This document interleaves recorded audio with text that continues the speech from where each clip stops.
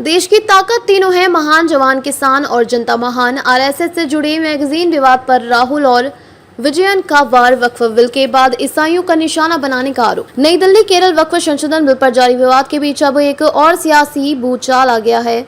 RSS से जुड़े magazine organiser में प्रकाशित एक लेख के चलते कांग्रेस नेता राहुल गांधी और केरल के मुख्यमंत्री पिनराई विजयन ने आरएसएस और संपूर्ण संघ परिवार पर ईसाई समुदाय को निशाना बनाने का आरोप लगाया है। लेख में दावा किया गया कि कैथोलिक चर्च का देश का सबसे बड़ा गैर सरकारी जमीन मालिक है, जिसके पास 7 करोड़ हेक्टेयर जमीन है। लेख के अनुसार चर्च की ये जमीन चर्च, स्कूल, कॉलेज और अस्पतालों जैसे संस्थानों में उपयोग होती है और इनकी कुल अनुमानित कीमत करीब 20,000 करोड़ रुपए बताई गई है।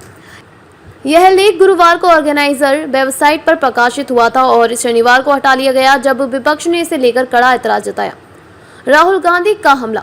राहुल गांधी ने इस पूरे विवाद पर एक्स पूर्व ट्विटर पर लिखा, मैंने पहले ही कहा था कि वक्फ बिल मुसलमानों पर हमला है, लेकिन यह एक मिसाल है जिससे भविष्य में अन्य समुदायों को निशाना बनाया जाएगा।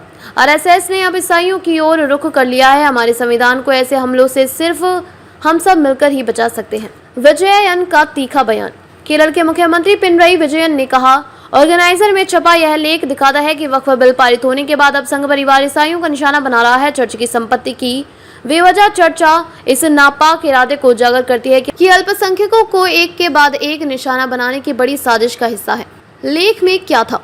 लेख का शीर्षक था, who has more land in India, the Catholic church versus Waqf board debate. इसमें कहा गया कि कैथोलिक चर्च को ब्रिटिश शासन के दौरान 1927 में इंडियन चर्च एक्ट के तहत बड़ी मात्रा में जमीनें दी गई थी, जिन पर उन्होंने मिशनरी, स्कूल, धार्मिक केंद्र और अस्पताल बनाए। लेख में वक्फ बोर्ड की जमीन से चर्च की जमीनों की तुलना करते हुए लिखा गया कि वक्फ बोर्ड के पास भी बड़ी जमीनें हैं, लेकिन वो चर्च की संपत्तियों से कम है।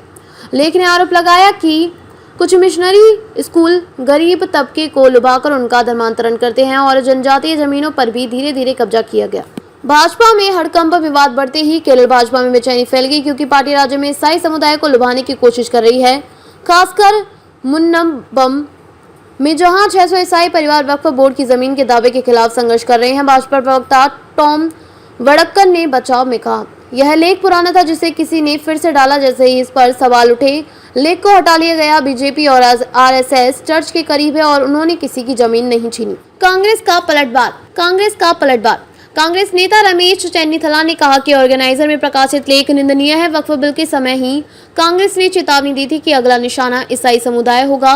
वे अब चर्च की संपत्तियों पर नियंत्रण चाहते हैं। संपादक का नया तीर। ऑर्गेनाइजर के संपादक प्रफुल्ल केतकर ने विवादित लेख हटाने के बाद एक्स पर नया लेख साझा किया।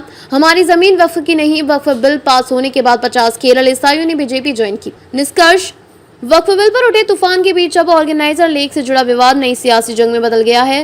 विपक्ष इसे संघ की संप्रदायवादी रणनीति बता रहा है, वहीं भाजपा इसे पुराना लेख बताकर किनारा कर रही है। यह साफ है कि लोकसभा चुनाव से पहले अल्पसंख्यक समुदायों को लेकर सियासत और गर्म होगी।